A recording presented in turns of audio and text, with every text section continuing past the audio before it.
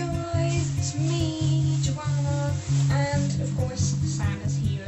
Unfortunately, Libby isn't here because he was just here for the day. She might be in Friday's video, but I don't know if that's going to happen yet.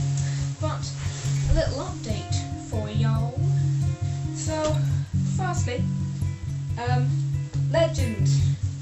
I really hoped I would have finished it by now, but it was really busy yesterday. I'm quite busy today because it's like 5:30 at the moment.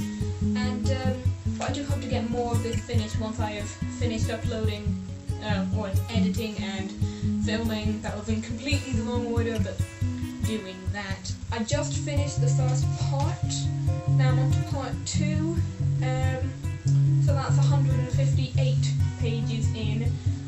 My goal is to finish this book completely by the end of today, as well as at least read like the first 50 pages of Prodigy. And then I think I won't quite have caught up, but then tomorrow I want to completely finish Prodigy. And then on Friday, I know this is a little ambitious, but I want to completely finish Champion. I know I said at the beginning of this that I really wanted to read Awaken and Elizabeth is Missing, and you know, I wasn't too bothered about the Legend series and Prince Caspian, but I've completely done that wrong, haven't I? At least I haven't started a Monster Calls yet.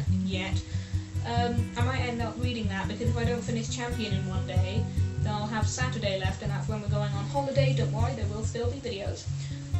So I might only have like Saturday and Sunday left, and then that won't really be time to finish one of these books, I don't think. So I might just have to go to a Monster Calls. Though I do hope to at least start one of these, because they seem really cool. The challenge for today is to find an object which is on the cover of a book for 3 different books. I'm not too sure if it has to be from what you're reading in this BookTubeAthon, but I'm gonna say even if it is, that is basically impossible, because there isn't really anything on these covers. I mean, because you've got Prince Caspian, I could probably get something from Prince Caspian. I think I will. But then, I mean, Legend, Prodigy, and Champion, there aren't objects on that. Elizabeth is Missing is just a little note at the cover. Awaken, I'm going to use that one. And then a Monster Calls. No, that isn't going to happen. So, but I am going to find something from Awaken, book, Prince Caspian, and another book. And I will do that. I will be back in a second. And I'm back. Sorry if it's a slightly different angle. I just had to, it stopped recording because it ran out of charge, the camera that is, not anything else like me. I haven't run out of charge, don't worry, not that tired. So thinking about it. I decided actually to do a 4th book because I couldn't resist it. So here we go. Firstly we have Oliver Twist by Charles Dickens. Let's get a little bit of a closer look at that. I haven't read this yet. I do need to get around to reading this. My sister got it for me for my birthday, and I've been in a play of Oliver Twist. I didn't play any particular character, I was just in the chorus. Well, no, I wasn't just in the chorus, I was in the chorus. But the object I've decided to take from this cover is the top hat. So if I can put this on, there we go. Perfect fit. I'm wearing 2 hats right now. Or I'm wearing a hat that's wearing a hat. Logic. Next we have Prince Caspian, as I said before. Now, there you go, that's that cover. And you may be able to see that Prince Caspian, or at least I think that's who that is holding a sword. So I decided to get me a sword. This is a really bad sword because the hilt and the blade are actually different pieces, so the blade comes out very easily and it wobbles around like that. But yeah, it's not a good sword. We've had a lot better, but our best sword recently got broken, unfortunately. I used to do sword fighting a lot. I'm a cool kid. Nextly, we have Awaken by Peter Kakpinski, and as you can see, it's got a lovely little jar there. So I decided to get my favourite jar in this house. Oh, the hat's fallen off. barely even lift it. This one, it's absolutely filled with money. This is my sister's. She has given me permission to have this in my video. Oh my gosh, I have to put this down. But yeah, so that's in that cover. And the next one is one of my favourite books, which I would highly recommend. Not enough people have read this book, so I'll get the cover up here. And that is The Cry of the Ice Mark by Stuart Hill. And that has an arrow right across it through the middle. And I decided to get an arrow. I got two of them actually. First one, it's a little bit messed up. This is a homemade arrow. First you're hearing about swords, now you're hearing about arrows. But my dad made this for me. He showed me how to make an arrow, so don't go on the wrong side of me. And it's really cool. It doesn't have the three like fledges, if you call them, because it's just a feather in the middle of a shaft. But it is very cool. It's just a bit of kind of bamboo cane. This is the shortest, and I can't use it anymore because it's too short. I can't use any of them anymore because they're too short. But I quite like to make another one. Yeah. And the next arrow that I have is this one, my 24-inch carbon fiber arrow. You definitely shouldn't get on the wrong side of me. This point, right? I'll come up to you and show you this point. Look at how pointy that is. That could pierce flesh. So be careful. Be careful. I haven't done that much archery recently, but I have done a little bit, and I want to get back into it. It's the only sport that I actually enjoy. It also happens to be one which takes the least amount of exercise. I promise that's not a coincidence. But yeah, so arrow, sword, hat, and a jar, which is there. Can't really show it to you. I can't pick it up. Also a thing that happened today, I went to the library and it was nice and sunny when I left. I decided I might as well put my hoodie on though, just in case. And I'm quite glad I did that.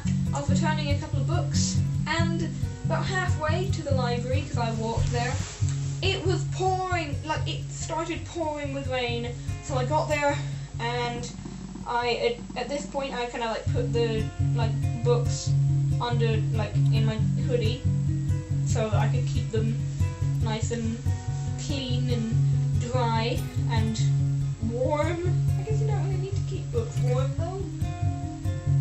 Probably shouldn't put it in a fridge though.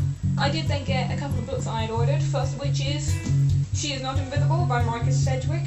Originally this was actually going to be on my TBR for the BookTubeAthon, but I mean because it has red on the cover and it's a mystery novel, and it would have worked instead of Elizabeth is Missing, but then I really wanted to read Elizabeth is Missing and I knew I was going to Boston, so sorry, She Is Not Invisible.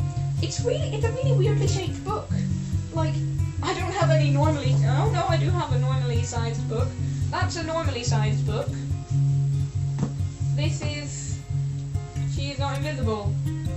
It's a hardback, so you would expect it to be wider, which it is. You would also expect it to be taller though, which it's not. It's like a little square book. Don't know what's up with that, but I quite like it. All the books that I have for the BookTubeAthon are just all sorts of sizes. I don't even know why, but they are. Just happened. The next one that I got, which I ordered, is The League of Extraordinary Gentlemen, which is a graphic novel. I haven't really ever read a graphic novel, or at least since I was very, very small, and I'm quite excited to get into them. I've also ordered another book that hasn't come yet called The Encyclopedia of Early Earth, which is also a graphic novel, and I've heard it's really good, so I'm excited to kind of go into some graphic novels. This is volume 1, and it sounds really cool. I haven't heard of most of the characters in this because it's basically like these superheroes, or not very super, but heroes who are all in fiction, so you know, Dr. Jekyll, Mr. Hyde, Hawley Griffin, don't know who that is, Alan Quatermain, Captain Nemo, and Mina Murray. I don't know who, I only know Dr. Jekyll and Mr. Hyde. but I'm really excited to read this anyway. Now I have to do an interpretive dance to try and win a book.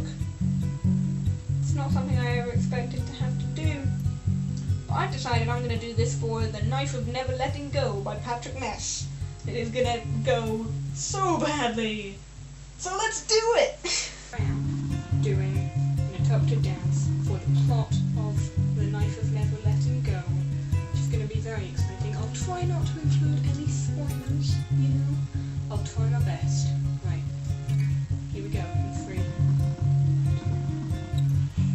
1.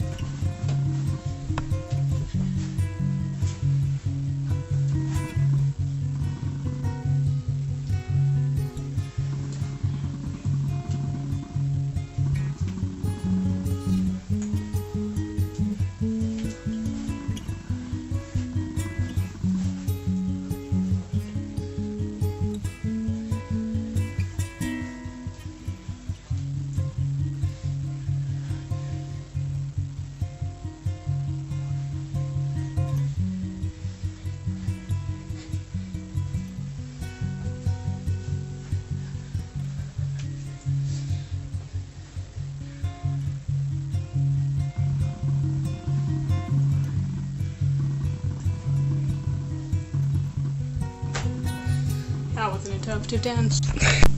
So, that was an interpretive dance, and then I can never let go. At some point it stopped being a dance and more just a silent film. So, yeah, but I'm not redoing that, especially seeing as there were people who could see me through the window.